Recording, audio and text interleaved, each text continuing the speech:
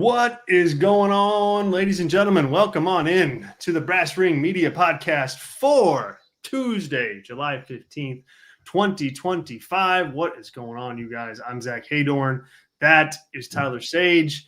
Tyler, man, we made it through a crazy wrestling weekend. It was wild. There was a lot, but we're here, and we still got plenty to talk about. Yes. Wild weekend.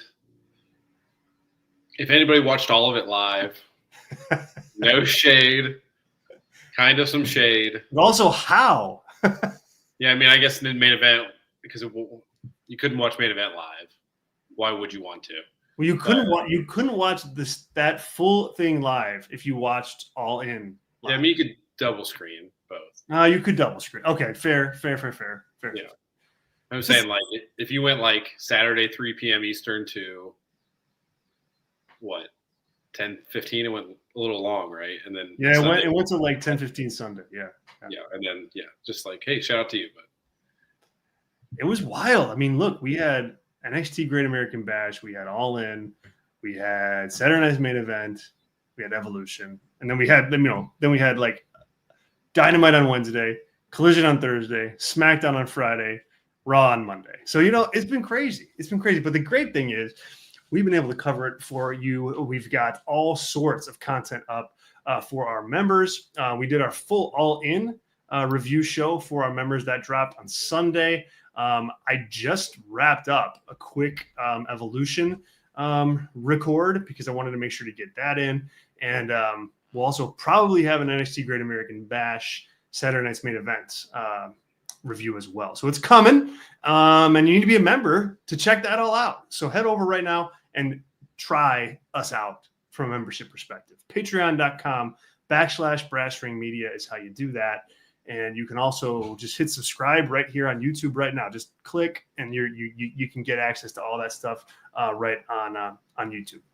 More about what we do here throughout the week at Brass Ring Media in a little bit, but want to say hello to our chat. We got Alexis, who's celebrating a birthday.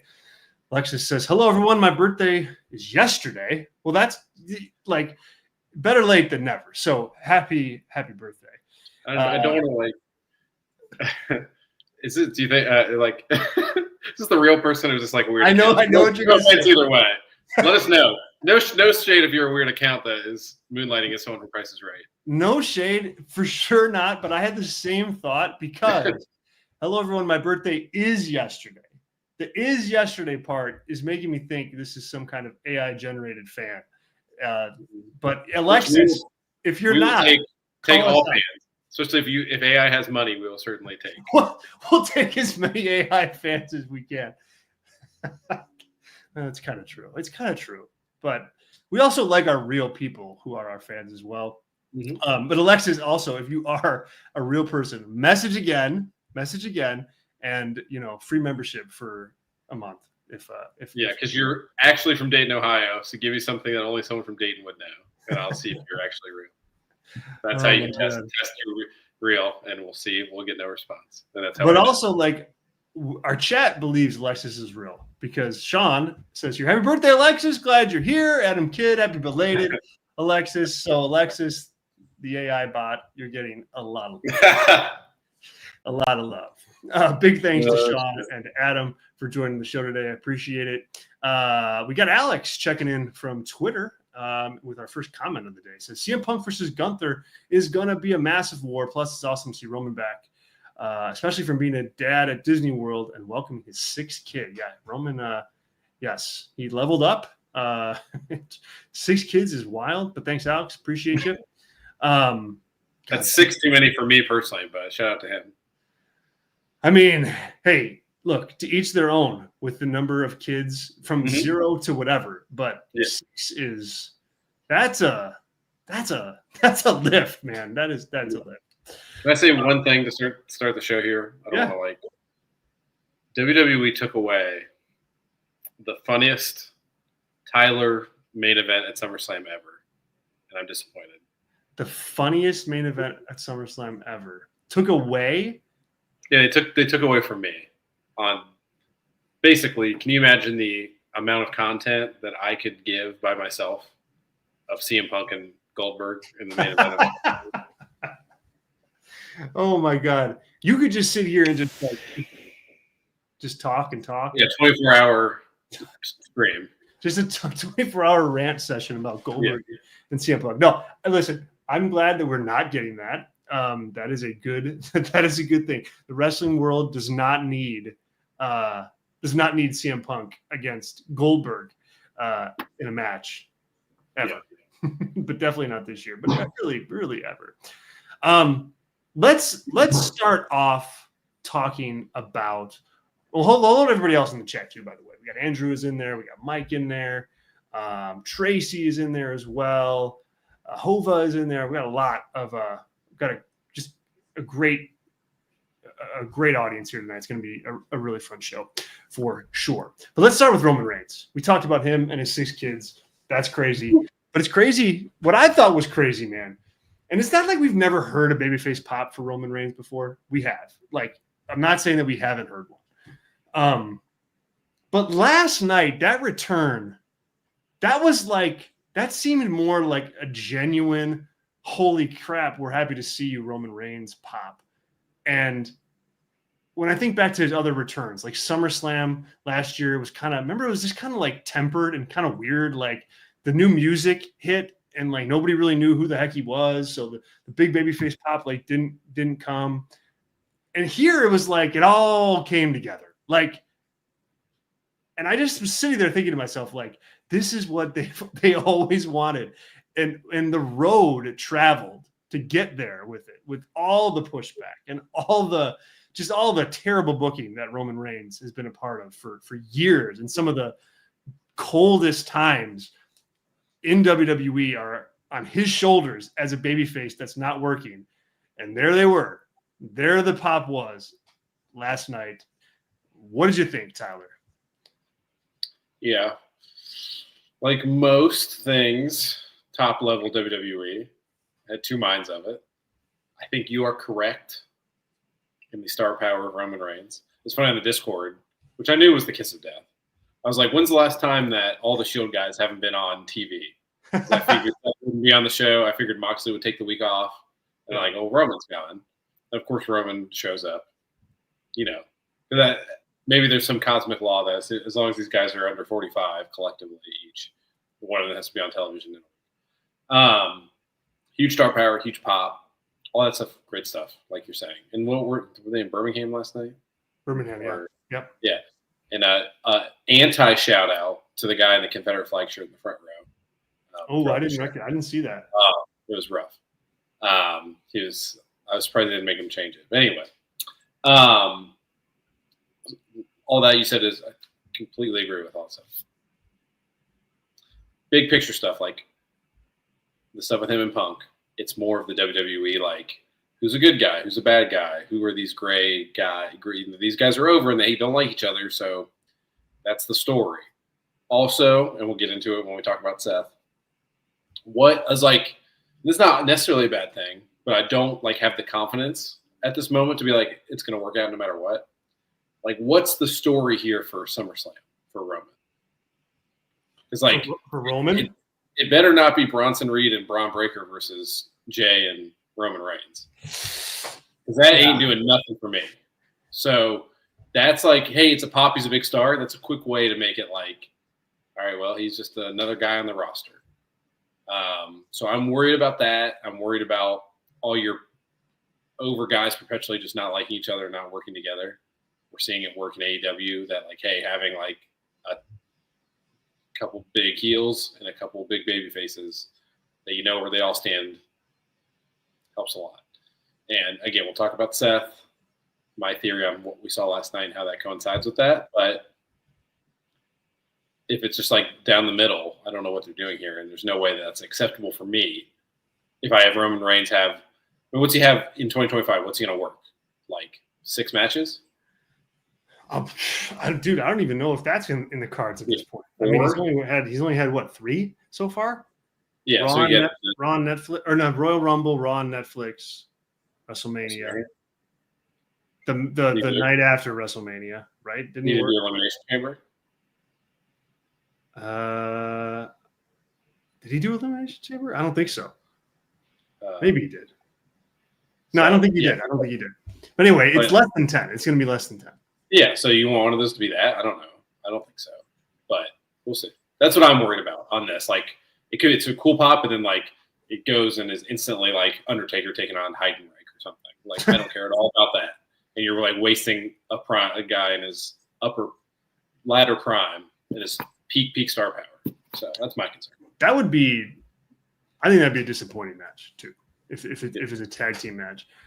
But let me throw this at you. What if the plan was Seth and Roman, and like, what if the plan was Seth and Roman, or Roman and Gunther, and you had to flip-flop stuff around because Seth got hurt, and now you're doing Roman and Braun Breaker in a singles match, like in a straight-up SummerSlam singles match? Like, would that change? Like, I don't even know that it, like, honestly, like, SummerSlam is 2 weeks away, 3 weeks away, like 2.5 weeks away. Yeah, 2 more Raws. 2 more Raws. Yeah. 3 more. Yeah. And so it's like, I'm not even sure that that's a good idea to do Roman and Braun Breaker with that kind of build. I mean, that's a money match. Like, so I think it's SummerSlam worthy. But the question there is, do you do it with this kind of just prorated, flying by the seat of our pants build because Seth's out? Mm-hmm. I think that's probably where they're going. I think it's Braun Breaker in a singles match. Like last night on Raw, they just like elevated all the narrative around him. Like it was like, Seth's not here, now Braun Breaker is going to be the guy. Like that's what it felt like to me watching it. And then again, we can and will debate like the merits of that, but that's the sense that I got. They're heading that way. How would that be for you? I mean, not good. I just think that like Braun is not at the point to be a real contender to beat Roman in that spot. And yeah, it'd be like a huge moment for him, and it'd be ballsy booking to do that. I don't think you could accuse Triple H of being very ballsy booking recently. So, I mean, I'd rather him be in the triple threat with Gunther and CM Punk. I know that's like not desirable, but we're doing it with every other title on the show. So I don't know. And that makes sense if you want to tell like that Punk Roman story of like, you know, I'm sure you saw the reports about Gunther and their plans for him later in the year. Yeah. So, you know, one of those two winning would make sense, and then you could have like a beef between those two that you can extend if you're going to do that. So that makes more sense to me. I just don't care. Like, I don't know, what does that gain for either of them besides like Braun's not going to win that. It might elevate him to be in that spot, but I don't know. It just doesn't do anything for me right now. Yeah, he's not going to win that. And if he did, I have always been on the side of Braun Breaker's a guy that you want to protect and you want to think about building around and position to build around. But I think right now he's way too undefined to be a Roman Reigns opponent. Like he's out there like getting like the reaction to him last night was not one of, oh my God, we hate Braun Breaker. It was like, this guy's cool. Let's see him spear some dudes.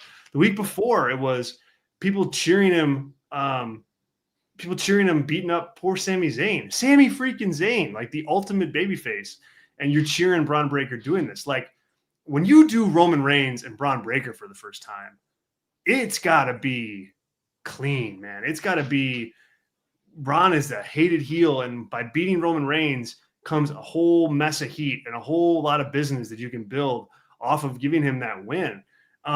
Or it's got to be, you know, Roman as this big bad heel again that Braun Breaker conquers as like a clear babyface. But he, to me, is far too okay playing it right down the middle. And I think that it doesn't help the babyfaces that he's with.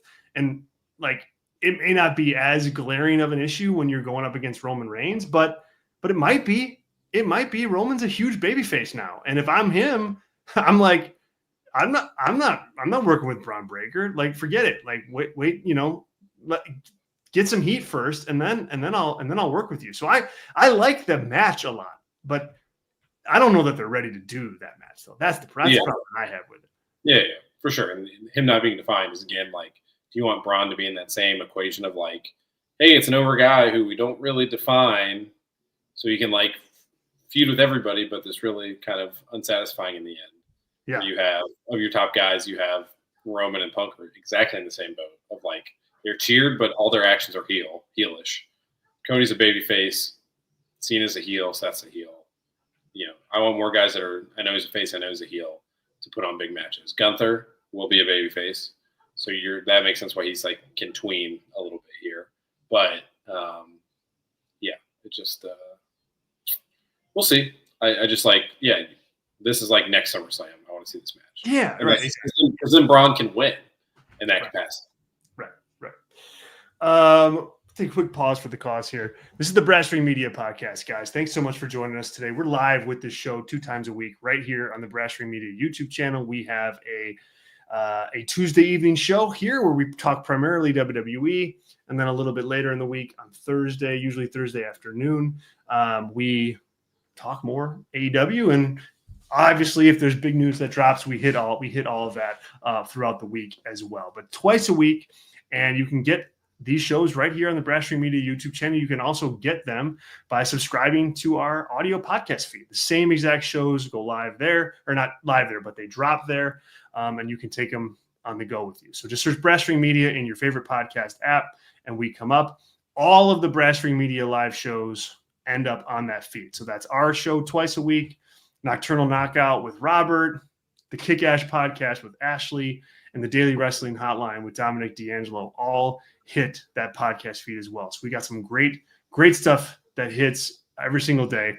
Don't miss it. Subscribe to our YouTube channel here. Subscribe on your favorite podcast app as well. I also mentioned membership, and you can become a Brass Ring Media member right now by going to Patreon. Patreon.com/Brass Ring Media is how you do that. $4 a month gets you access to all that we offer for our members, which includes PLE and pay-per-view review shows, a member-only podcast once a week, a full access to our newsletter, full access to the Discord community where everybody, all the members hang out together and talk wrestling and talk life and just talk. And it's a blast. So give it a go. Once again, it's patreon.com/Brass Ring Media. We did an all-in review show. That's up. We drop in an Evolution review show as well. And that will be there too. And then a little bit later this week, Great American Bash and Saturday Night's Main Event. So lots more to come this week for our members in addition to all the regular stuff. So now's the time, once again, patreon.com/Brass Ring Media. I've got super chats turned on if you guys are willing and able to do that. And you want to suggest a topic or you want to make a comment, we'll read the comment live. We'll tackle the topic live. We'll answer your questions live for those super chats. So we thank you in advance for those. Any contribution helps. And then, of course, big thanks to our gold members who will be super chatting all throughout the show. Sean Plicta and Adam Kidd, we appreciate you. Thank you so much for your gold membership. Thank you. I want to get to a couple comments in the chat here, but they have to do with mostly Punk and Seth. So let's get into Seth. You said you had a hot take. Can I do Adams first? Oh, sure. Yes, go ahead. I felt this comment. Fans are stupid. Okay, say more. No, I just, I think the general, not people that watch the show, not people that like are usually into it and they think of it outside, like think of it as a television show, as characters in a fiction. The fans are just like, hey, we're here to have a good time. We'll cheer good guys, bad guys, etc. Yeah. I do tend to side with Adam on this one. I don't like that at all either. And that goes for WWE fans, AW. I mean, in the mix. You know what I mean? Like I think that you can experience pro wrestling that way, but there's another level where you can experience it, and it's better at that level. So that's what you should strive for, wrestling fans. That's what we try to do here. We try to grade it on that type of scale. And hopefully we accomplish that. Adam says here, I feel like a bronze member compared to Sean. Gold. You guys are both gold. Polished gold, both of you. Thanks, Adam. Appreciate it. Sean says here, Adam, you're more gold than me. Come on now. God, what? Do I need to like come up with like a platinum membership for you guys so that you guys both feel equal? I mean, this is one of the more bizarre debates that we've had in our chat. Mhm. All right, Seth Rollins, you had a hot take. We got a lot of people in the chat talking about Seth. What do you make of what we heard last night on the show? Paul Heyman basically saying, don't worry about Seth. Don't worry about his injury. Don't worry about any of that. It doesn't matter. He's got a year to cash in his briefcase, and he's going to cash it in successfully when he does. That's it. That's all we got from Seth. What say you? There's been a lot of discourse around this issue. Yeah, I'm in the camp of I think this is a work. So A I work? will. Okay. Yeah, I'll happily eat the crow if I'm wrong. Have you watched this? Like I've watched it too many times. The like sell job. I've seen it. Yeah, it looked to me. It looked legit to me. Yeah, I mean, it looked like he landed flat on his foot and then did it, which I know is possible. He's wearing pants, so you can't see the knee buckle. When it also could just like just kind of like pop. Yeah. He also walked off. He did. You remember that, which is like not ideal. I don't think Doc Samson works at WWE yet. I mean, I would believe that if that was the case, that he would be like, yeah, I don't know, just run up the steps. That might work. I don't know. But so that's where I am on this. It makes more sense for all the stories being told here. CM Punk winning. It's a perfect opportunity to cash in, screw over Gunther and Punk, be the world champion. Give you like a little bit of like, oh yeah, certainly done. Triple H saying like, what do you say at the Evolution show? Like, it's not good. Seth's here on crutches to watch his wife and then gonna go get it taken care of. I can believe that. I don't know. They were in Birmingham. Yeah, I don't know if Seth would wait even a day. He's watched his wife wrestle a lot. That's all I'm saying. Would you wait even a day to get back if you're like going to be the top guy? Seth seems like the kind of guy who would be there Sunday morning. Yeah. I guess you can't see a doctor Sunday morning, but they pay Dr. James Andrews enough. I'm sure he would show up. True. That's true. But here's the thing. Here's what I'll throw back at you, though. If you're Seth, well, let's just say you're Seth. Seth's like, he's a business guy. He wants to get his shit in. He wants to get, like, he's the guy. Like, he's jobbing out to one BFT, the LA Knight, on Saturday Night's Main Event. I don't know, man. Like, that's a pretty bold, like, if that's a work, that's a weird work to me. Like, because of that loss, because of like that's, and if that is a work, I think even though it makes sense from storyline, like you can like connect the dots. That's like way too meta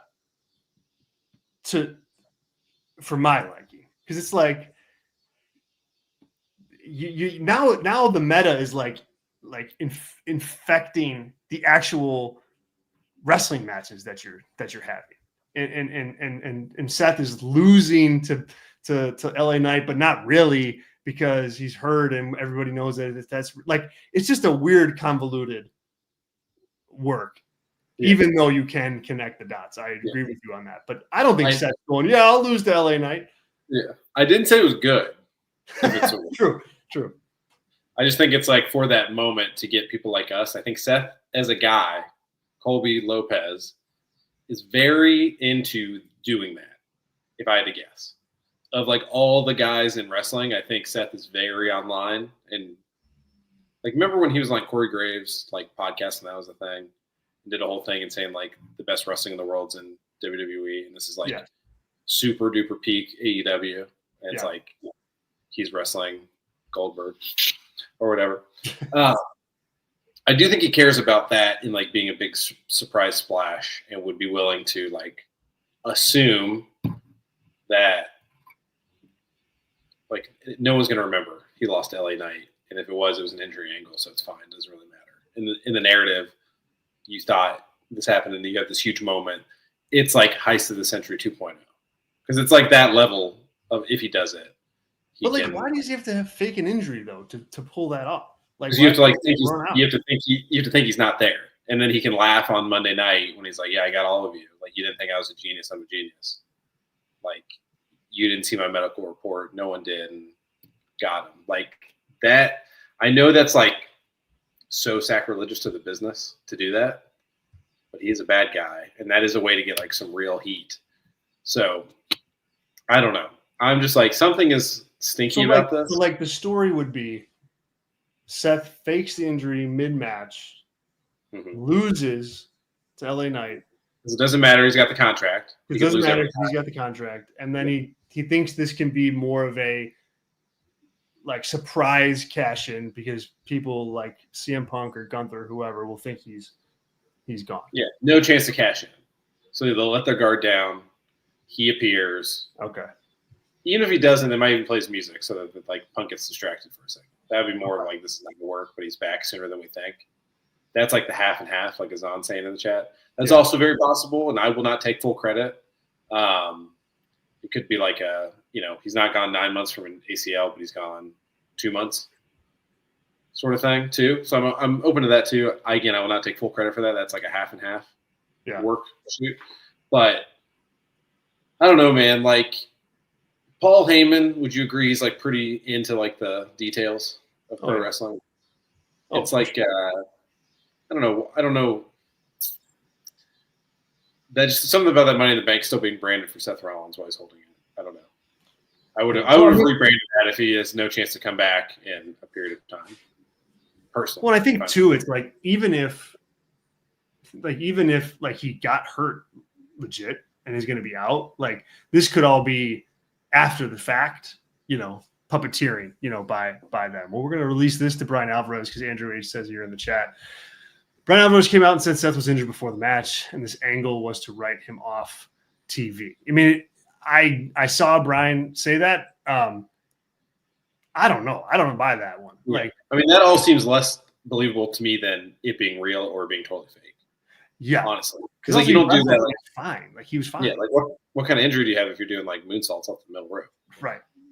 Yeah, so I don't know that I buy that one, Andrew, but yeah, he did say that. My point is not to say whether you're right or wrong, but it could be a situation where, all right, he got hurt. Yeah, they know he's going to be out 2 months, but they're going to pretend that he's out 5 months and like he's going to come back and also another thing on this, like let's say it's like I don't know, you don't have to do much if you cash in. Like, what is there a world where he could like cash in while being like not cleared and then not wrestle for like 6 weeks? Because like Roman did that. Roman did that forever. Yeah. Like I think that's also very much on the table.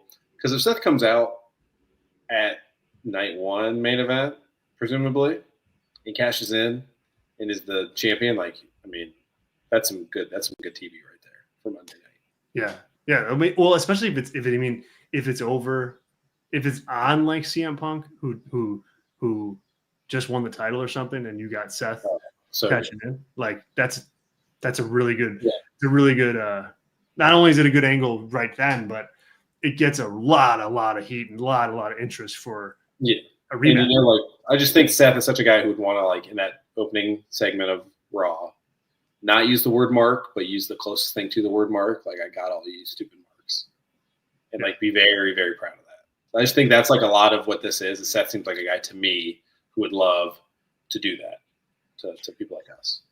Adam Kidd brings up here, it could be as simple as a meniscus, which is like 4 to 6 weeks. Yeah, that's the thing.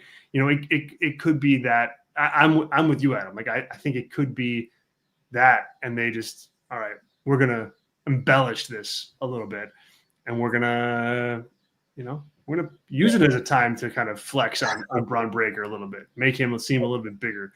And the real dark side of this, at least from the personality standpoint of like the human Seth Rollins, he's always the most interesting when it's like, oh, is he going to be back in time for his big match because he's got this big opportunity? Like remember when he barely made WrestleMania? Yeah. When he his match with Jinder and losing the title because that this is the most we talked about Seth since WrestleMania, honestly. Yeah. Well, in this kind of way, yeah. Before it's like, is he a heel or is he a babyface? Like, what the hell? Yeah, or like, is this working? Do they need a team name? Right. This is like, in a weird, sick, twisted way. If I'm in the place of Seth Rollins, I kind of like that everybody's talking about like how WWE's plans are like kind of all up in the air now because he's injured, and then that story can be used to like make people upset when he comes back, and it was obviously, he faked an injury in character. Just saying. I mean, like Seth, look, he's this is, a story to follow. And like, not just because it's Seth, but I mean, obviously that's part of it because Seth is the key act on Raw, I think, in almost every way, but also because of the guys that like he is set up to work with like this year. Like when you talk about matches, CM Punk, obviously that's a guy where you had a trilogy match in mind on that. But the other guy that I think you were really building towards a match with in a really big way, now whether it was SummerSlam or whether it's WrestleMania next year or something else, but you've got a Seth versus Roman match that I think you absolutely have to do now, especially with Roman getting, the type of babyface cheers that he got and people, being as interested in Seth as they are. So it's important to like figure it out with him and land in a good spot. And my hope is that it's just not too cute, that it like I think like a faking of the injury, like to me, that's just like that's overly cute, where it'd be better if you just had him on TV and he just didn't wrestle and you didn't know. And that was, and then like, I don't know, he comes in and cashes in. Like, I know that's how every cash in goes. And this is a little bit of a twist on that, but not enough of one to like suspend disbelief where you have to actually believe that Seth would do a job for LA Knight. I guess that's the part I just can't get behind. Adam says here in the chat, the next time Seth and Roman wrestle, it needs to be a Mania match. Man, if I could give that comment a gold star, I would. I totally agree. I think they need to make that a Mania match. Go ahead. What about Saudi Arabia instead? Is that just as good for everybody? Yes, man. Like 5 people just logged off the live stream. I still know what's more important to WWE, I guess, is what I'm trying to say. Thanks a lot. Sean agrees. Sean says here, yes, Seth and Roman at Mania. I'm all about it. Sean also says here, Roman needs to be a badass, but let us in a little bit. Just be a little bit vulnerable. Roman Reigns and vulnerable is an oxymoron. That I don't know that both of those things can be a thing. I don't. Yeah, you'd have to accuse him of activities with former people on the roster to have him show some emotion. Yeah, is that vague enough? If we remember when that happened, vague enough. That's vague enough. Vague enough. Yeah.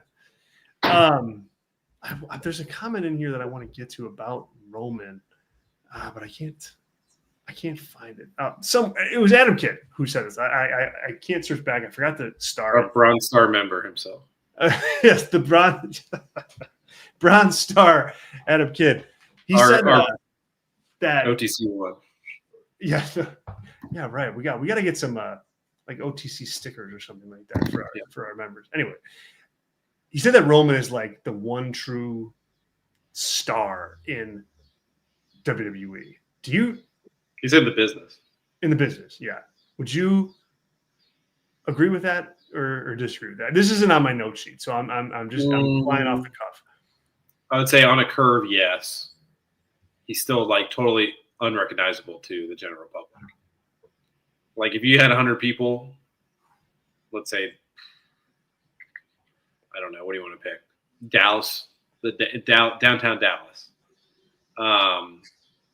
The amount, I would think maybe 10 of those 100 people would be able to tell you who Roman Reigns is. You might have more to say like, oh, he's a wrestler. I don't know his name, but that doesn't really count to be a star, in my opinion. Yeah. So, but yeah, in the curve of what it is to be a star in pro wrestling, certainly he's the biggest star currently. Well, let me ask you this then. Let me frame it a different way. Well, yeah, here we go. You found it. I did. While talking, so please praise me. Well played. I stopped looking. So so let me ask you this then. This is just, again, I'm shooting off the cuff here. This is an unplanned conversation. If you like, so let's take out Roman's ability to bring in new fans or like being recognizable outside of pro wrestling. We'll take that out. If he was promoted for an AEW debut, what do you think that audience would be? Like, how many eyes do you think he could pull into AEW? Because you're working with just a wrestling audience at that point. You think you would beat 1.4 million that Punk got? No. I think it's different where it is right now too. Like Dynamite was probably doing like high sevens. Yeah, that's true. Yeah, or even like nines. It'd probably be over 1 million. So I think the percentage increase would be the same. So it's kind of like wishy-washy on your answer there. Yeah, it depends what you would call promotion in AEW/TBS Turner. Especially like if it got like a Punk promotion where like you knew he was coming in, but like you know he's coming. He's gonna make his debut on Dynamite. Yeah. You think they do 2 million? No, definitely not. 2 million. Are you crazy? Yeah, 2 million. I don't think anything in wrestling can do 2 million ever again. Whoa. Okay. All right. Dwayne Johnson's going to be real upset with you, but tell him. I think if it was announced Dwayne was coming, I think that's proven what that's worth to the company at this point. Yeah, that's true. At this point, yes. Yeah, there maybe was a time where that would have been all right, but yeah. Yeah, I mean that's kind of a WWE problem in general too. Of like, you kind of burned that for a long, long time of like the big star coming back and like popping numbers. You do have like a pretty big window where you can't do that anymore and rely on it. Yeah. Let's see here. We got some good. Adam Kidd confirms in the industry. Yeah. Thank you. Also, Andrew H says here, the tribal chief is not vulnerable, nor will he ever be. Most vulnerable was announcing he had leukemia. Yeah, that was a very vulnerable moment for him, for sure. Yeah, and I'm kind of with you. Andrew. Like, I don't know that you need to like break Roman down. Like, you don't need, Hangman Roman Reigns, right? Like with the anxious millennial Roman Reigns. Like that's not him. I think that's not his character. But every babyface has to show a little bit of vulnerability. Otherwise, you can't drum up sympathy. And I think that was his biggest problem for years, was that you just didn't feel for the guy. You didn't feel for him. And now I think you do, because you've had this kind of more intimate run with him as a heel. So he's got to figure out a way to let you in a little bit. I'm not saying being vulnerable, but you got to let the audience in a little bit. Yeah. And also shout out to CM Punk. I want to give him flowers when they're due. He really took the criticism of lying dead on that table for 25 minutes on SmackDown and kind of like rolled around and came to life slowly. So shout out to him on learning how to not be dead after a regular move. Rocky Romero could learn from CM Punk. That's all I'm trying to say. Ace Steel hit him up on the text and was like, dude, you laid there for 15 minutes. Wake up, man. I'm going to bite you. That doesn't work. That doesn't work for you. Remember? Oh, my God. So good. So good. All right, let's talk about CM Punk. CM Punk last night wins a gauntlet match. He's the last entrant. He beats Braun Breaker. I'm also done with these gauntlet matches in the industry too. Yeah, we saw way too. I mean, between the two this weekend that I thought weren't very good, and this one, which also wasn't all that great. Yeah, there needs to be a moratorium on gauntlet matches for like at least 18 months. At least 18 months. So go ahead. I'm sorry. No, I just say Punk and Gunther, world title, SummerSlam. We got that match official last night on Raw when Punk won the gauntlet match, and I'm a fan of this. I think this is a good idea. I think this is a good match to do now. If Punk and Seth was the plan, or that's fine. You can do that later. But I think this is a match that you want to get to, or you should want to get to if you're Paul Levesque. And it's because I think you'll get some good promos. We got a chat on that here that I'll put up from Sean. Sean says here, I wish Punk would have looked stronger after that match. It made him feel a little weak, but I'm pumped to see Punk Gunther promos. Like, I think that's like the money part of this feud. Like, I think the match is going to be just fine. Like, whatever. It's going to be what it is. CM Punk, has a ceiling on his matches at this point. But the promos, I think, is, to me, what you're paying for. Like, that's going to be the exciting part of this.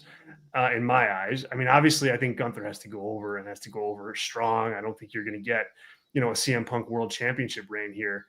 And even if you do, I think Seth's probably cashing in pretty soon. But to me, this is like, it's not even a match for, it's not a match for CM Punk. Like, this is a match for Gunther in my eyes. Like, another big kind of star, a big win on his belt for his run as world champion. So I like it for that reason. I think he can main event one of the nights too if it's built right. Yeah, as a CM Punk hater, self promoted, it makes me laugh that he got like world title shots with like a 2-week build. Both times, yeah. Both times, it's like back to back too. It's very funny to me. It's just like, and just like I rewound it. Like, he wins that gauntlet match, gets beat down. Roman's the hero. His music's playing at the end, and he's got to like stand there and look disheveled as he does, and look old, and just like stand there and take it. It just like makes me laugh so much how far he's fallen. It's that, or like how far he's fallen. But what I thought was like, man, those checks just have to be so big that he doesn't care anymore either. Yeah. You know, like, because there's a CM Punk that we all know would have cared about that. Like, oh yeah, no one's coming back and upstaging me. So either he's getting paid so much where he doesn't care, or he like just, you know, recognizes the political power shift. He's got nowhere else to go. I mean, there's a lot of reasons for it, but yeah, I mean, like, this is you as the number one contender. You get this big win and you're going to SummerSlam, but it ain't about you, dude. It is not about you. Yeah, I wish I could get like a good boy, but like a CM version of it. Like, Coddle, I don't know. Like, you know, he's basically good boy Punk is what he's proving to Triple H, which like just makes me laugh even more. So I just want to always point it out when I see it. But yeah, like the Punk in him, like when he comes out in the Ramon show. That's why I was so like, this effing guy. You're such like a corporate stooge, and you're wearing like the most, like, you went to, you know, Walmart and bought a Ramon shirt. Like, one of those just like band shirts. Yeah. So that's why that was me. So I just want to make sure I got that. But I think like you give Gunther, like, if this is happening, I give Punk more of a chance, I think, to win this than you do, I guess is what I'm hearing. Yeah, for sure. I don't know that he has much of a. Yeah, I mean, well, but keep going. I want to hear this. Do you like lead? Do you like? I don't want to get too. I mean, I guess I do want to get meta. That's the whole Seth thing was meta for that reason. I think from like a booking standpoint, if it's not Punk, do you just give it to Roman then at that point? Because they're basically clearing the runway for. I guess. Well, I guess you think Cody wins too. This is all like the menagerie of it all. Like, is Gunther going to beat Cena in his last match for the title, or is he just going to beat him in a match? That's like, I mean, not to mess around, and I apologize if that's like a spoiler to anybody, but that's like the working plan allegedly right now is Gunther and Cena's the last match. So like, what does that mean? Is Gunther champion? Does Roman beat him before that? Does he take the title off Cena? Has Cena already lost the title? That's more like what I'm thinking about. And like, if that's the case, then like Punk winning this title makes more sense. Like, I would say like Seth winning it, Punk, Gunther, like from a booking and where you're telling, like where the story's going, makes more sense in that order. Because like if Gunther beats Punk, it's only Roman left, and then Roman definitely beats him, right? Or is there any other path for Gunther after this? Boy, yeah, man. When you put that Cena stuff into this, yeah, it does change it changes the ball game. Yeah, I mean, if Gunther beats Punk, it's like, yeah, you have the Roman match, and I guess you have the Cena match. If you want. Yeah, I mean that's December though, right? So you have lots of time. That's a long way away, right. God, yeah, man. I mean, unless you're gonna, I don't know. This isn't good podcasting, but that you've but it also depends where Cena is too, right? Has Cena like turned back, and Gunther's like gets heat for beating Cena in the end after we finally love him again? I think that's how it would have to go. But like, man, I don't see that happening. And again, this is not like what it is. I mean, let's be honest. Like, if we're all like picking somebody to beat Cena, like, I'm picking Braun Breaker. I think he should just like spear the hell out of Cena in his last match and like bury him as Cena as a heel, and Cena should leave as a heel. Like that's what he deserves character-wise at this point. To me, he does not deserve a redemption arc for the amount of time he's wasted in my life in 2025. That's how I feel personally. So if that were to happen, though, like the redemption arc would be so hard for me to believe. Although, like Gunther would be a suitable heel in that scenario for him. Like I think. Yes, people like. I mean, I think he's a babyface for if Gunther ends Goldberg and Cena in 6 months. Oh my God, give this guy a parade.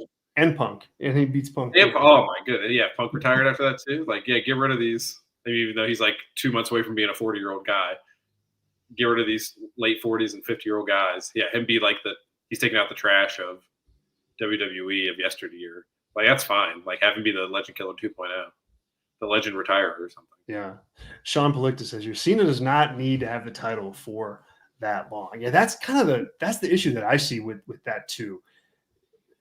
With like if Gunther loses this match to Punk and now he's open and he gets a title shot against Cena, that means Cena has to hold the belt for what, 5 more months, 4 more months? Like I just don't know, man. That means he's going to beat Cody again, which I don't see happening. I mean, man, that'd be so funny. Oh my God. Like I just don't see that happening. And like to Sean's point, that means you'd have to have 4 more months, like at least 2 more opponents for him, probably. Mm-hmm. 2 more matches between then. Like who is that? I mean, I guess like here's what I've taken away from all of this.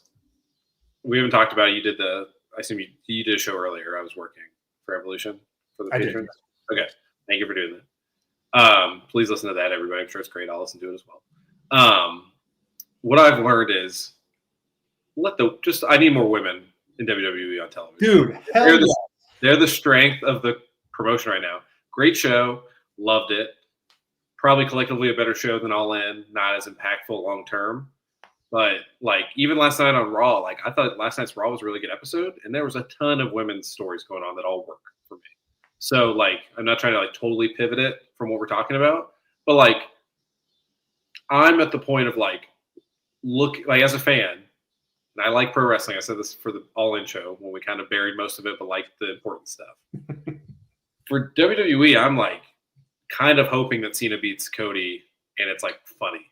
That's not where you want to be as a fan of like hoping for like chaos to laugh at it. And like with the women, it's like so different how I feel. Like Naomi, I could really care less about as a character, but like it's interesting what she's doing. And that's like really saying something. So that's, I guess, just my take on WWE at the moment is like focus on the women and don't focus so much on the 50-year-old guys. And I second that. I said that pretty much said that on the show for members. That's going to drop. Adam says here, crazy how quick WWE's women's division has turned. And Sean says here, Lyra and Bayley were still very unlike. Well, yeah, they were, but they're part of the show. I think it was just to your point. That match was awesome.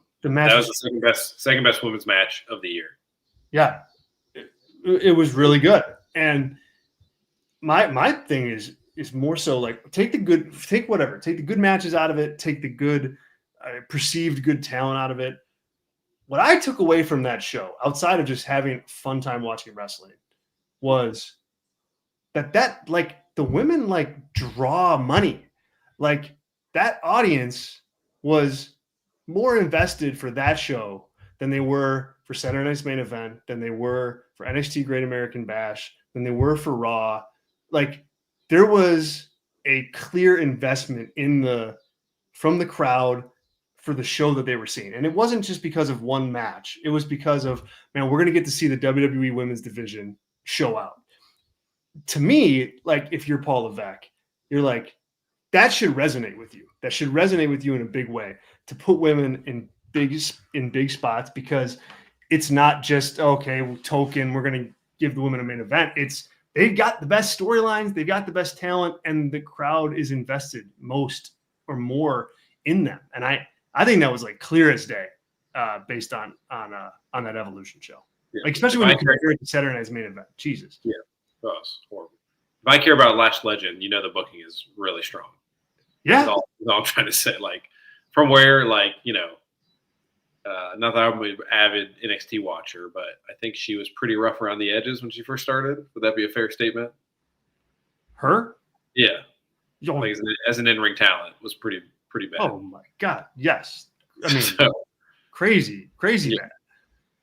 bad. So yeah, just like at that point, it's just like, not to be like, hey, they should do whatever, but it feels like a little bit like the Luchadors, the first hour of Nitro, and then like Hulk Hogan and the old men running around in the main event is what it kind of feels like right now. But the women are the Luchadors, and like all those people went on to be big stars in other companies. So just be careful. Is all I'm trying to say. Yeah, you're right. Yeah, like Chris Jericho's of the world. Yep, 100%. Adam says here, Rhea is the second biggest star in the industry. It's hard to argue with that. Sean says Evolution was my favorite show as well of the weekend. Yeah. Yes. I would say just the memes. Stephanie Bakir's probably going to be like coming for that just on the TikTok stitch potential of the Demon's Kiss. So. Oh yeah, like that. I think that's already there for that. You can thank gross old man Booker T for that watch the NXT broadcast every week, and it's obnoxious. All right, let's finish up with a little AEW talk. We don't talk about it too much, but I want to bring it up because AEW is in a bit of a new era. We got Adam Page as the champion. We got a residency starting in Chicago tomorrow night at the Aragon Ballroom, which is a venue I'm super excited to check out and to see how they do. Where's that at in town? Is that downtown or is that? So it's like north, a little bit north of Wrigley Field. Okay. So right by the bakery place that is overrated. That's CM Punk place. Yeah. Well, there is one up there now. That's not the original, but yes. Okay. When I was in town, I drove past and there was a line out the door on like a Sunday, and I was like, "Ain't no way these cupcakes are that good." They're good, but there's not. Nothing's that good. Nothing's that good. Yeah. But the Aragon Ballroom is a cool, it's like a historic concert venue in the city. So I'm really excited to see how they stage it for wrestling. I have not been to a wrestling show there. I don't know that. I mean, I'm assuming there had to have been a wrestling show there at some point, but maybe not. I should actually research that. But anyway, I bring it up because it's just an important show. It's an important show. I thought All In was an okay show. I thought it was a mild thumbs up show where they got, the big stuff right. You can check out our full review that we did for members now.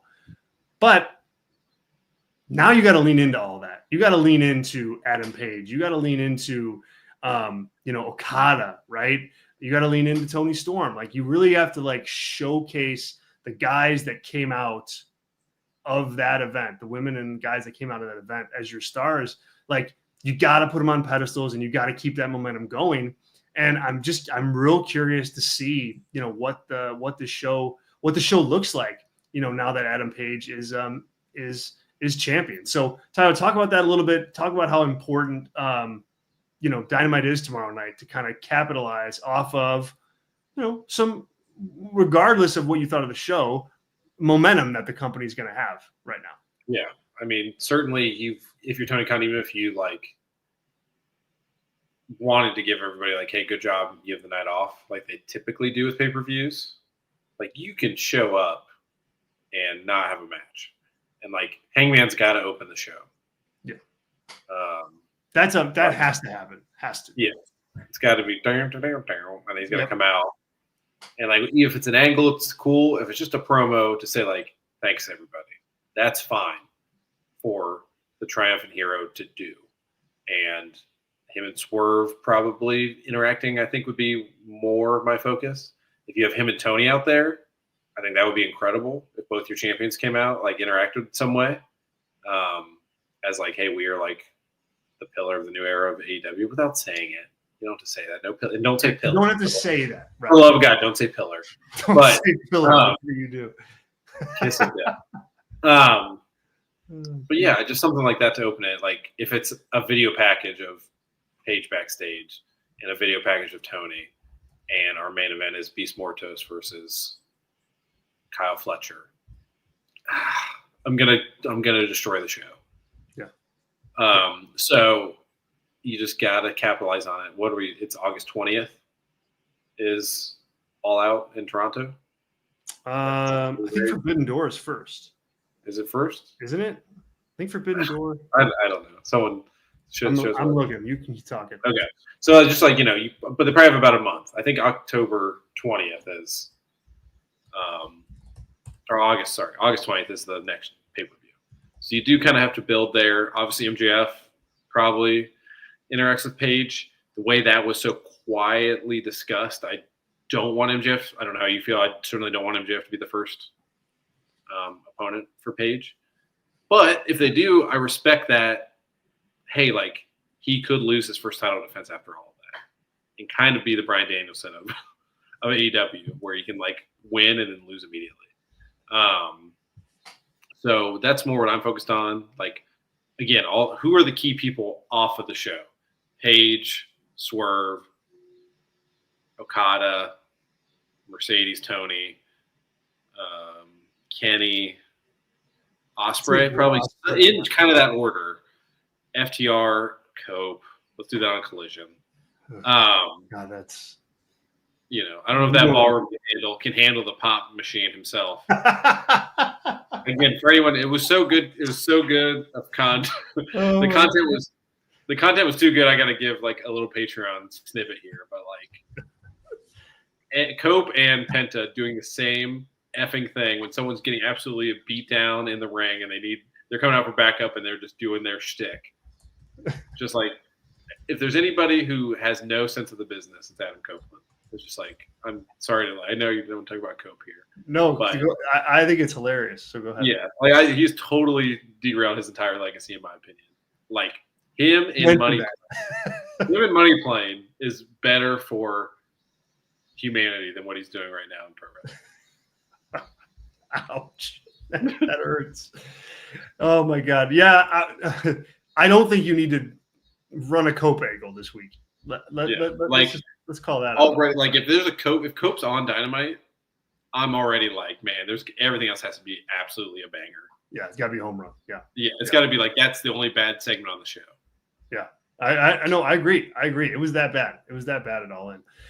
We got a super chat from Zach, this is an interesting one. I definitely want to talk about this one because, well, we'll read it here and see. Zach says here, and thank you, Zach. We appreciate it, man. Zach says, as someone who was in the building at All In, I have to push back on the narrative that the crowd was dead during the show. We weren't. So I believe you, Zach. I'm not saying I don't believe what you're saying. It just didn't come across that way, like on television, on the feed. Like it didn't. It came across where there were pretty large pockets of time where it was a flat crowd reaction. And so I don't doubt that you guys were on fire. I kind of felt the same way when I was at WrestleMania this year. Night one in particular, I'd heard that, man, people were saying like, hey, the crowd's dead. And I was like, really? Like, it's really not all that dead, but it's all about how you mic everything up. And it's hard to do that in a huge baseball stadium like Globe Life Field. I mean, WWE